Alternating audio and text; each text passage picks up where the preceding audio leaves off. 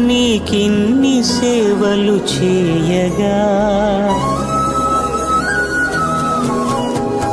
ఎన్ని జన్మల పుణ్యము నీకిన్ని సేవలు చేయగా ఎన్ని జన్మల పుణ్యము నీకిన్ని సేవలు చేయగా ఏడు కుండల దేవరా ఈ భాగ్యమంతా మాదిరా.